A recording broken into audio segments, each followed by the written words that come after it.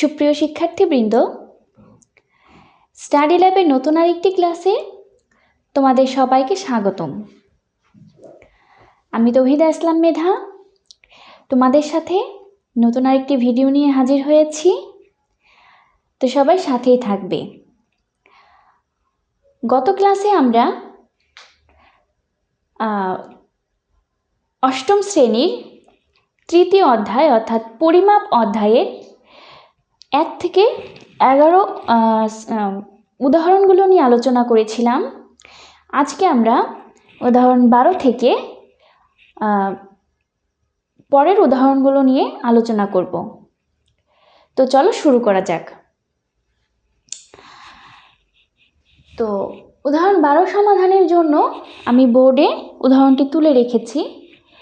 12 নম্বর উদাহরণে বলা হয়েছে, খেয়াল করো, 40 মিটার দৈর্ঘ্য এবং 30 মিটার প্রস্থ বিশিষ্ট একটি মাঠকে ঠিক আড়াআড়িভাবে 1.5 মিটার প্রশস্ত দুইটি মাঠের ঠিক আড়াআড়িভাবে 1.5 মিটার প্রশস্ত দুইটি রাস্তা আছে।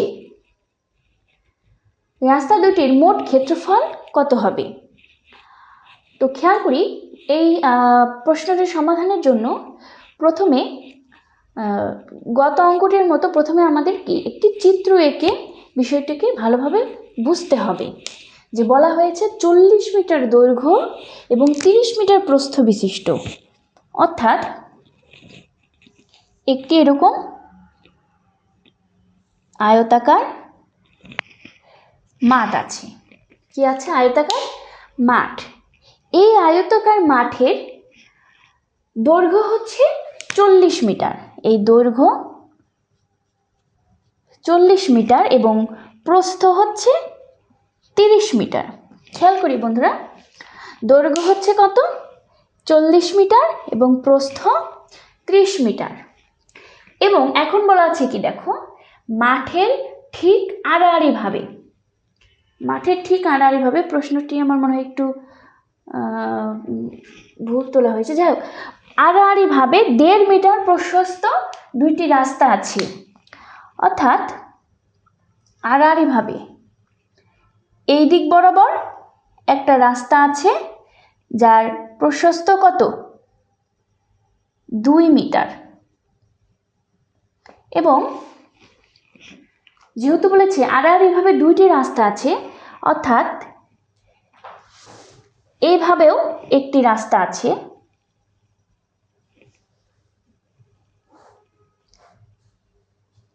যার দৈর্ঘ্য 2 মিটার।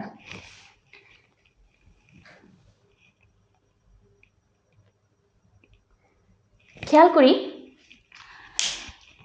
তবে প্রশ্নটি আরো একবার পড়ি।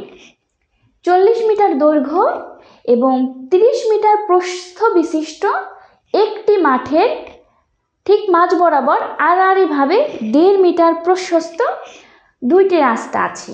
অর্থাৎ দৈর্ঘ্য বরাবর একটি রাস্তা এবং প্রস্থ বরাবর একটি রাস্তা আছে। দৈর্ঘ্য বরাবর রাস্তা এবং প্রস্থ বরাবর রাস্তা দুটি 2 মিটার প্রশস্ত, অর্থাৎ দৈর্ঘ্য বরাবর 2 মিটার প্রশস্ত এবং প্রস্থ বরাবর 2 মিটার। তো এখন আমাকে বলা হয়েছে রাস্তা দুটির মোট ক্ষেত্রফল বের করো। খেয়াল করো বন্ধুরা, দেখো, এই রাস্তা বরাবর, দেখো, এই রাস্তা, ধরো এই রাস্তাটি নেই, এটি বাদ দিয়ে দাও, এটি মনে মনে বাদ দিয়ে দাও। তাহলে আমাদের এই রাস্তাটি আছে। হ্যাঁ, এই রাস্তাটির ক্ষেত্রফল যদি আমি বের করতে চাই, খেয়াল করো, রাস্তাটির দৈর্ঘ্য কিন্তু 40 মিটার। কারণ এখান থেকে এই পর্যন্ত, যেখান থেকে আমি হিসাব করি না কেন, এই রাস্তাটির দৈর্ঘ্য কিন্তু এখান থেকে এই পর্যন্ত কত মিটার? 40 মিটার। অর্থাৎ রাস্তার দৈর্ঘ্য আমাদের 40 মিটার এবং রাস্তার প্রস্থ কত? 2 মিটার। ঠিক আছে? তো এই বরাবর যে রাস্তাটা আছে তার দৈর্ঘ্য, ক্ষেত্রফল হবে, এটি হচ্ছে দৈর্ঘ্য 40 মিটার, প্রস্থ হচ্ছে 2 মিটার। তো এখানে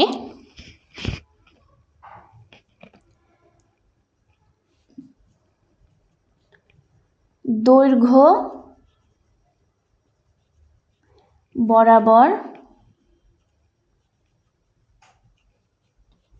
রাস্তার ক্ষেত্রফল আশা করি তোমরা বুঝতে পেরেছো। এই যে রাস্তাটা আছে, এই রাস্তার দৈর্ঘ্য হচ্ছে এই পুরোটুকু হচ্ছে 40 মিটার এবং প্রশস্ততা হচ্ছে 2 মিটার।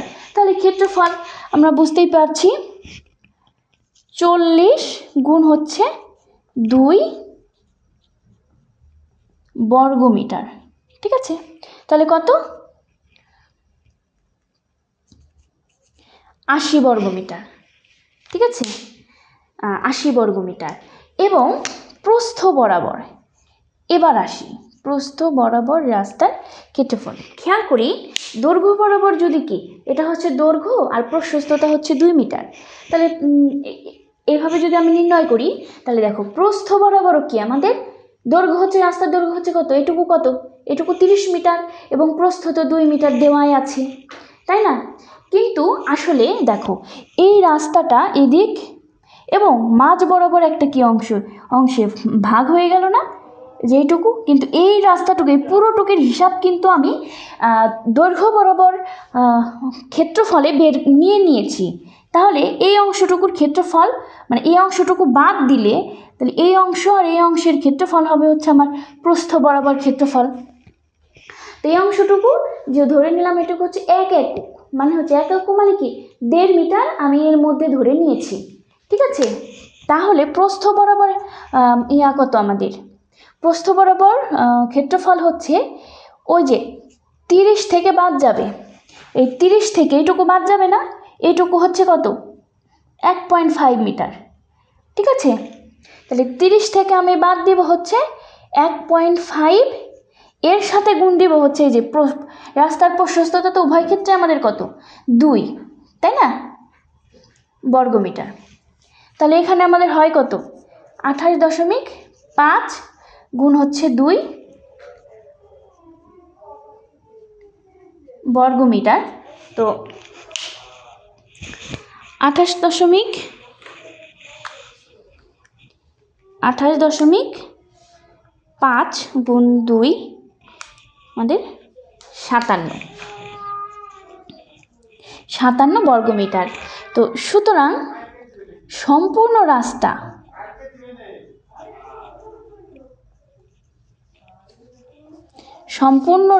ক্ষেত্রফল,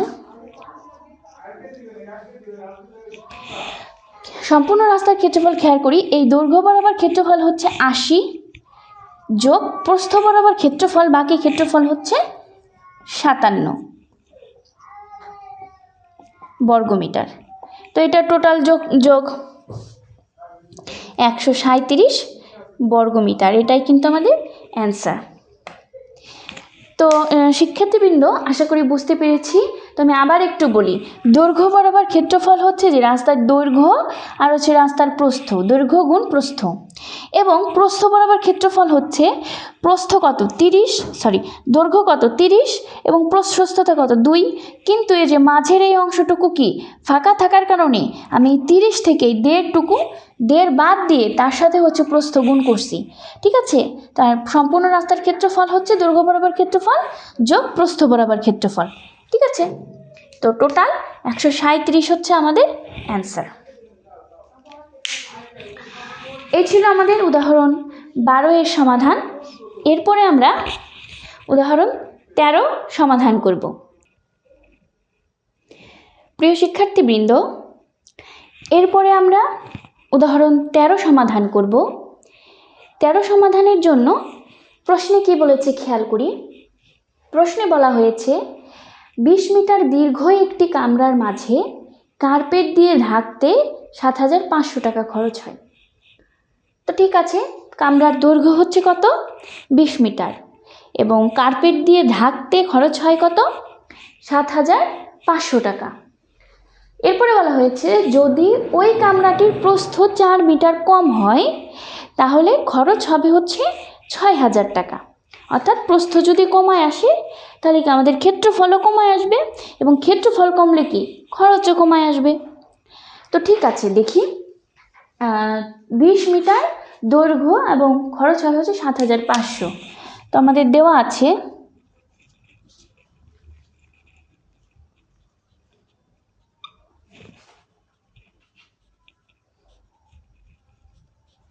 কামরার দৈর্ঘ্য সমান 20 মিটার। কামরার দৈর্ঘ্য 20 মিটার। আচ্ছা, এরপরে আরেকটা শর্ত দেওয়া আছে, 4 মিটার কমালে, এখন প্রস্থ লিখি নাই, প্রস্থ 4 মিটার কমালে, তাহলে আমরা জানি কি দৈর্ঘ্য গুণ প্রস্থ হচ্ছে আমাদের ক্ষেত্রফল। ঠিক আছে, যে দৈর্ঘ্য 20 মিটারই আর প্রস্থ যদি 4 মিটার কমায়, তাহলে আমাদের ক্ষেত্রফল কমবে কতটুকু? ক্ষেত্রফল কমে, যেটুকু কমলো সেটুকু হচ্ছে দৈর্ঘ্য, তো দৈর্ঘ্যই, প্রস্থ কমছে হচ্ছে 4 মিটার, তাহলে কি 80 বর্গ মিটার। 80 বর্গ মিটার আমাদের কি ক্ষেত্রফল কমলো। তো খেয়াল করি, ক্ষেত্রফল কমে হচ্ছে 80 বর্গ মিটার, এবং খরচ কমলো কত?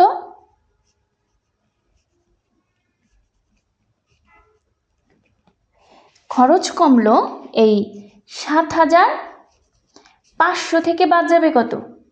6,000।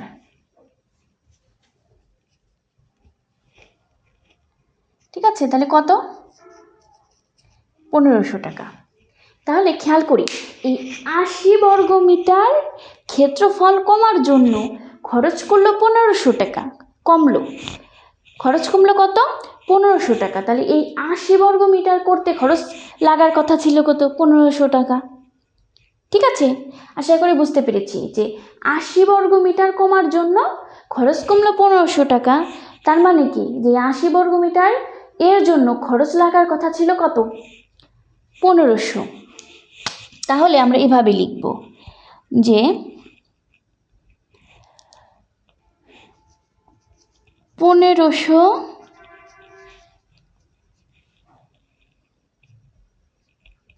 টাকা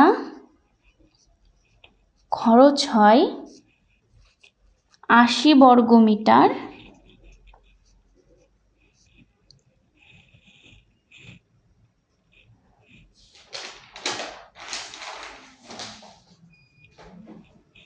লাগাতে। সুতরাং 1 টাকা খরচ হয় 80/100। এবং যেহেতু কি আমাদের ওই যে প্রথম অবস্থায় আমাদের খরচ লাগার কথা ছিল কত? 7,500, এবং ওইটা ধরেই তো আমরা ক্ষেত্রফল, আসল ক্ষেত্রফল, মূল ক্ষেত্রফল ধরে নিব, তাই না? সুতরাং এই 7,500 টাকা খরচ হয় 80 গুণ 7,500 ভাগ হচ্ছে 100 বর্গ মিটার। তাহলে কত আমাদের ক্ষেত্রফল? ক্যালকুলেটরের সাহায্যে করি, 80 গুণ হচ্ছে 7,500 ভাগ 100, তাহলে আমাদের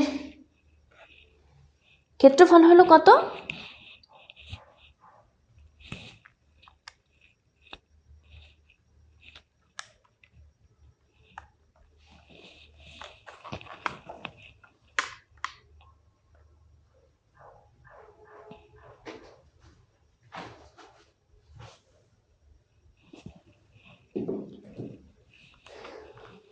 সরি, একটু ভুল লিখেছি, এখানে কিন্তু 1500 হবে, 1500। হ্যাঁ, তাহলে কত দেখি, 80 ভাগ 7,500 ভাগ হচ্ছে 1500।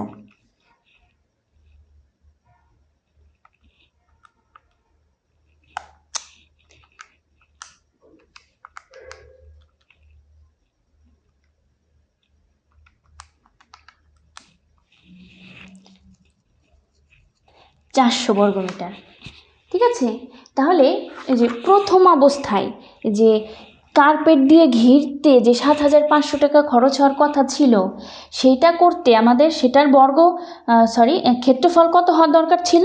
400 বর্গ মিটার। অর্থাৎ যে কার্পেটের যে কামরার কথা বলা হয়েছে আমাদের, সেই কামরার ক্ষেত্রফল হচ্ছে 400 বর্গ মিটার। তাহলে আমরা এভাবে লিখতে পারি, তাহলে প্রস্থ সমান কি বলো তো? ক্ষেত্রফল ভাগ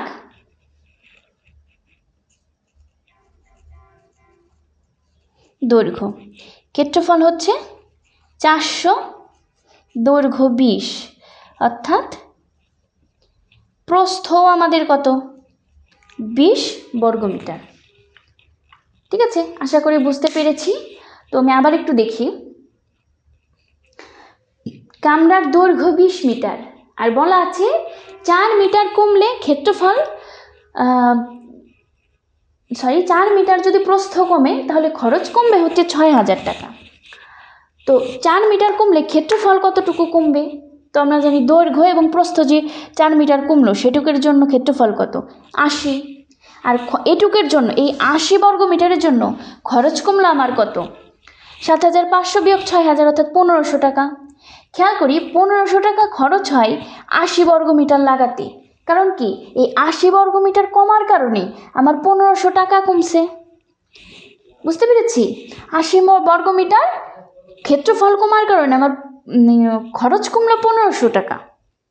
তাহলে এই 1500 টাকা কি 80 বর্গ মিটারের খরচ? তাহলে 1500 টাকা খরচ হয় কত? 80 বর্গ মিটার লাগাতে। তাহলে 1 টাকা খরচ হয় কত? আর 7500। এটা দিয়ে আমরা কি করলাম? এই বর্গাকার কি বলি এটা, কামরার কি করলাম? প্রস্থ বের করলাম। ঠিক আছে, ক্ষেত্রফল বের করলাম। তাহলে প্রস্থ আমরা জানি ক্ষেত্রফল ভাগ দৈর্ঘ্য, যেহেতু ক্ষেত্রফল আমরা বের করে নিয়েছি, দৈর্ঘ্য আমাদের জানা আছে, তাহলে প্রস্থ হচ্ছে ভাগ করলে অর্থাৎ 20 মিটার হচ্ছে আমাদের প্রস্থ। এই ছিল হচ্ছে আমাদের উদাহরণ 13 এর সমাধান। এরপরে আমরা উদাহরণ 14 সমাধান করব। প্রিয় শিক্ষার্থীবৃন্দ, 14 নম্বর উদাহরণটি সমাধানের জন্য প্রশ্নে কি বলেছে দেখি। একটি ঘরের মেঝের দৈর্ঘ্য 4 মিটার, প্রস্থ 3.5 মিটার এবং ঘরটির উচ্চতা 3 মিটার এবং দেয়ালগুলো 15 সেন্টিমিটার পুরু। 4 দেয়ালের আয়তন কত? আচ্ছা, খেয়াল করি এটি সমাধানের জন্য প্রথমে আমরা একটি চিত্র আঁকি। ধরা যাক এটি হচ্ছে একটি আয়তাকার ঘর। এই ঘরের দৈর্ঘ্য হচ্ছে কত? 4 মিটার, প্রস্থ 3.5 মিটার। ঠিক আছে, এবং এই যে চারপাশে কি আছে? দেয়াল আছে। চারপাশে দেয়াল আছে। এই দেয়ালগুলোর পুরুত্ব হচ্ছে 15 সেন্টিমিটার করে। দেয়ালগুলোর পুরুত্ব কত? 15 সেন্টিমিটার। তো খেয়াল করি দৈর্ঘ্য বরাবর যে দেয়ালটা আছে, এই দেয়ালের দৈর্ঘ্য বরাবর দেয়ালের হচ্ছে আয়তন কি দেখো, দৈর্ঘ্য বরাবর। তাহলে এই যে এইটুকু কি এই দৈর্ঘ্য বরাবর না? তাহলে এই দৈর্ঘ্য বরাবর আয়তন বের করতে আমাদের উভয় পাশে যে 15 সেন্টিমিটার ধরে নিতে হবে। ঠিক আছে, তাহলে এখানে আমাদের দেওয়া আছে কি, খেয়াল করি।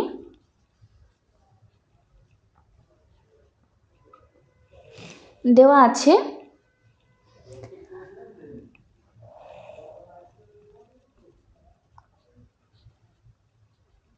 দেয়ালের পুরুত্ব হচ্ছে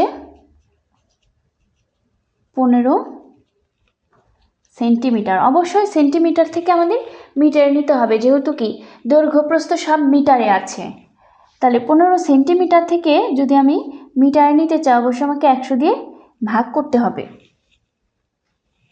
তাহলে 0.15 সেন্টিমিটার।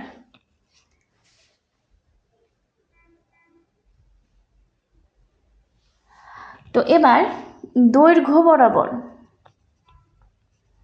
দৈর্ঘ্য বরাবর আয়তন।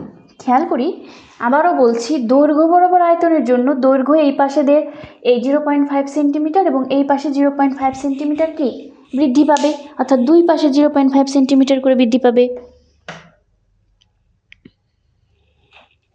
0.15। তো দৈর্ঘ্য বরাবর আয়তন হচ্ছে এই যে 4 যোগ 2 গুণ 0.15 এবং আয়তন কি, দৈর্ঘ্য প্রস্থ কত আমাদের বলো তো? প্রস্থ হচ্ছে উচ্চতা হচ্ছে কত? 3 এবং এই প্রস্থও কিন্তু এই যে এইটা 0.15। তো এটা যদি আমরা ক্যালকুলেটরের মাধ্যমে সমাধান লিখি,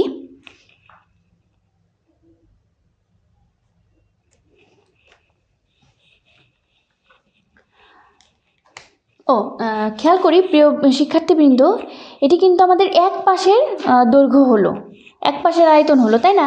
তো আমাদের বলছে কি 4 দেয়ালের আয়তন, অর্থাৎ দৈর্ঘ্য বরাবর যে দুটি দেয়াল আছে, এই যে একটি দেয়াল এবং এই যে একটি দেয়াল, এই দুটি দেয়ালের জন্য আমরা এর সাথে আরও 2 গুণ করব। এটা যেহেতু কি একটি দেয়ালের আয়তন এই পর্যন্ত, তাহলে দুইটি দেয়ালের জন্য 2 গুণ করব। তাহলে প্রথমে আমাদের কত বলো, এটিকে যদি সমাধান করি, 0.15 গুণ হচ্ছে 2, যোগ করব হচ্ছে 4 সাথে, যা আসবে এর সাথে গুণ হচ্ছে 3 গুণ 0.15 গুণ 2,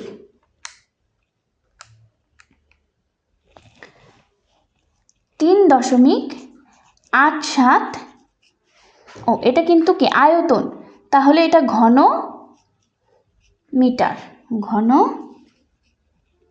মিটার।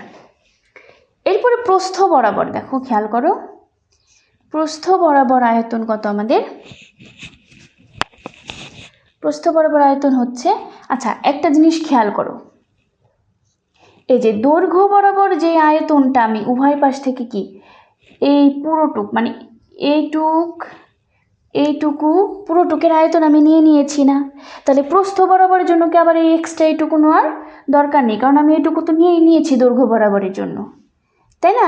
এই 15 সেন্টিমিটার, এই যে এখানে যেমন আমরা দৈর্ঘ্য বরাবরের জন্য 4-এর সাথে যে দেয়ালের পুরুত্বটুকু কি করছিলাম, যোগ করছিলাম না উভয় পাশে, এটা করার দরকার নেই, কারণ যেহেতু প্রস্থ আমাদের কি শুধু এই মাঝেরটুকু। তাহলে প্রস্থ কত আমাদের? 3.5 গুণ হচ্ছে উচ্চতা 3 গুণ হচ্ছে পুরুত্ব 0.15 গুণ হচ্ছে, যেহেতু কি এটা দুই পাশের, ঠিক আছে? এটা যদি আমি গুণ করি, 3.5 গুণ হচ্ছে 3 গুণ 0.15 গুণ হচ্ছে 2, আসে আমাদের কত? 3.15 ঘন মিটার। তাহলে দৈর্ঘ্য বরাবর আয়তন হচ্ছে আমাদের 3.87 এবং প্রস্থ বরাবর আয়তন হচ্ছে 3.15। সুতরাং মোট আয়তন 3.87 যোগ 3.15 ঘনমিটার,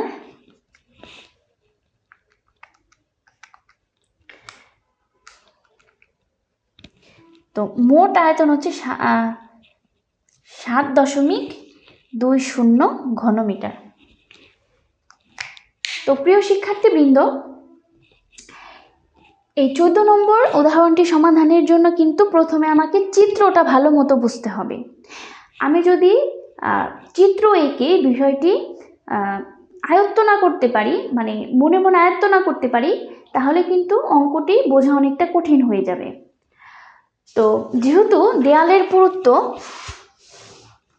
আমাদের 15 সেন্টিমিটার করে, হ্যাঁ, তো দৈর্ঘ্য বরাবর আয়তন আমার কি, এখান থেকে এই পর্যন্ত পুরোটা দৈর্ঘ্য। এবং আমরা কিন্তু শুধু ভিতরের আয়তন দৈর্ঘ্য পেয়েছিলাম কত, মানে এইখান থেকে এই পর্যন্ত দৈর্ঘ্য ছিল হচ্ছে আমাদের 4 মিটার। তাহলে এই পাশে মানে দেয়ালের জন্য, পুরুত্বর জন্য এখানে 0.15 মিটার বাড়ছে, এই পাশে 0.15 মিটার বাড়ছে। তাহলে দৈর্ঘ্য বরাবর টোটাল কতটুকু, এই 4-এর সাথে এই পাশে 0.15, এই পাশে 0.15 যোগ, মানে 4-এর সাথে 2 গুণ 0.15। এবং উচ্চতা কত, উচ্চতা হচ্ছে কত, 3 মিটার। দেয়ালের উচ্চতা হচ্ছে, এই যে ঘরটির উচ্চতা হচ্ছে 3 মিটার। এবং দেয়ালের যে পুরুত্ব, যেহেতু আমি কি দেয়ালের আয়তন বের করছি, হ্যাঁ, তাহলে দেয়ালের পুরুত্ব আমাদের 0.15 দিতে হবে। এবং দেখো এখানে 2 গুণ কেন দিলাম, এই দেখো আমাদের দৈর্ঘ্য বরাবর দেয়াল কিন্তু দুইটা, এই যে একটা দেয়াল, এই যে একটা দেয়াল, তাহলে আমাদের দৈর্ঘ্য বরাবর দেয়াল হচ্ছে 2, এজন্য এর সাথে আরও একটা কি 2 গুণ করেছি। এবং টোটাল ফলাফল আসছে আমাদের 3.87 ঘনমিটার। এরপরে প্রস্থ বরাবর, খেয়াল করো, প্রস্থ বরাবরের জন্য দেখো এই যে এইটুকু জিনিস, এইটুকু বরাবর দেখো, এগুলো কিন্তু আমি দৈর্ঘ্যের সাথে কি ধরে নিয়েছিলাম না, এগুলো কিন্তু আমার দৈর্ঘ্যের সাথে ধরা আছে। এই জন্য প্রস্থ বরাবর যখন আমি হিসাব করব তখন আর আমার এই যে এইটুকু অংশ হিসাবের কোনো প্রয়োজন নাই, ঠিক আছে। এর জন্য প্রস্থ কত, 3.5 অর্থাৎ 3.5, এর সাথে দেয়ালের ঘরের উচ্চতা হচ্ছে 3 এবং দেয়ালের পুরুত্ব হচ্ছে আমার 0.15। এবং যেহেতু প্রস্থ বরাবর দুইটা দেয়াল আমার, এই পাশে একটা, এই পাশে একটা, এই জন্য প্রস্থ বরাবর আমি কি, যেহেতু দুইটা দেয়ালের আয়তন সেহেতু 2 গুণ করেছি। তাহলে এই টোটাল আসছে হচ্ছে আমাদের 3.15 ঘনমিটার। তাহলে মোট আয়তন কত আমাদের, এই যে দৈর্ঘ্য বরাবর আয়তন প্রস্থ বরাবর আয়তনের যোগফল, অর্থাৎ 7.02।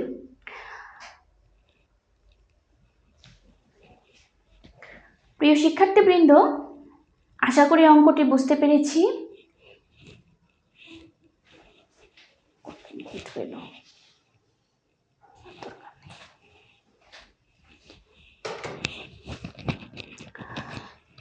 প্রিয় শিক্ষার্থীবৃন্দ, আশা করি অঙ্কটি বুঝতে পেরেছি। এই অঙ্কটি সমাধানের মাধ্যমে আমরা আজকের এই ক্লাসটি এখানেই শেষ করছি।